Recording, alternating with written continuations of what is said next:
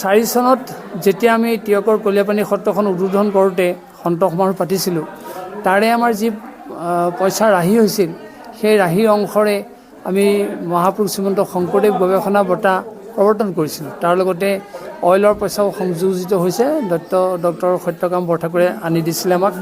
আৰু সেই 5 চনৰ পৰা আমি সেই বঁটাটো দি আহিছোঁ। এইবাৰ আমি আকৌ 25 বৰ্ষৰ বাবে এই বঁটাটো এইবাৰ আমি দিয়াৰ সিদ্ধান্ত লৈছোঁ। আৰু এইবাৰ যিজন ব্যক্তিক দিব খোজা হৈছে তেওঁ এগৰাকী হাড়ে হিমজুৱে সত্ৰীয়া ব্যক্তি, ডক্টৰ খগেন শৰ্মা, জাগিৰোডত থাকে। কৰ্মসূত্ৰে জাগিৰোড কলেজত চাকৰি কৰিছিলে, এতিয়া অৱসৰ ল'লে। সেইকাৰণে তেখেতে জাগিৰোডতেই নিগাজিকৈ থিতাপি ল'লে।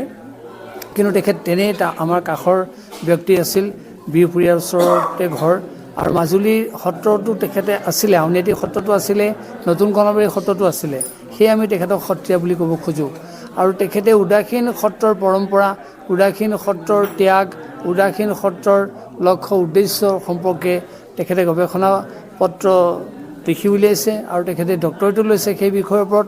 আৰু সেয়ে মহাপুৰুষ শ্ৰীমন্ত শংকৰদেৱৰ আৰ্হিসৃষ্ট সত্ৰসমূহৰ সম্পৰ্কে ডক্টৰ খগেন শৰ্মাই যি সুন্দৰকৈ বিস্তৃত ব্যাখ্যা আগবঢ়াইছে, সেই সন্দৰ্ভতে আমি তেখেতক এই বঁটাটো এইবাৰ প্ৰদান কৰিছোঁ।